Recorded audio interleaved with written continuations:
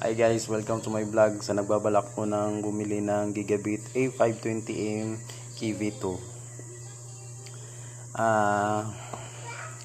Quick review lang po tayo, no. Nag-build kasi ako, nag-program ko nung isang araw, natuklasan ko ito. Ito pong nangyari.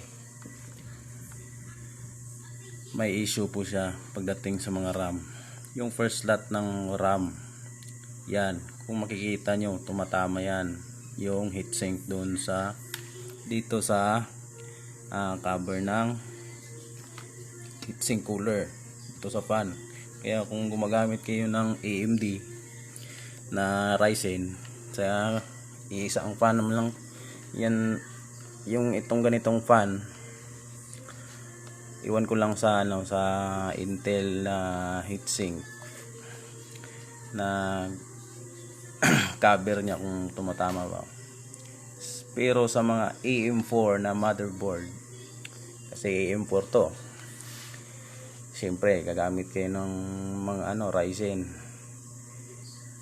Yung mga Ryzen na processor, yung ganitong heatsink po, talagang sumasakit yung ulo ko kasi yung kung mapapansin nyo, kita ba, yung first slot ng RAM, yan yung heatsink niya. Kapag ikakabit mo yung RAM, tumatama dito yung heatsink, yung ganito, yung puti, heatsink yan.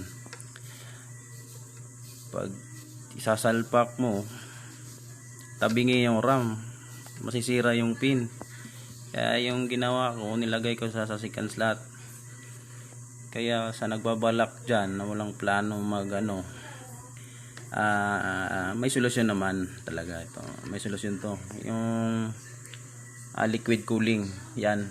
Kung liquid cooling gagamitin nyo na pang cooling sa processor, mas maganda yon, liquid cooling. Pero pag itong fan ng Ryzen, itong gagamitin nyo na heatsink, talagang tatama tong tatama yung RAM dito sa cover ng fan. Kaya para sa akin, kung bibili kayo ng motherboard, mas mabuti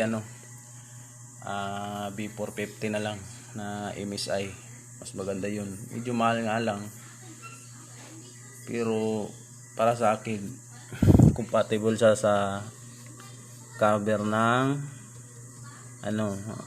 Ryzen na heatsink. Yun lang po. Bye bye.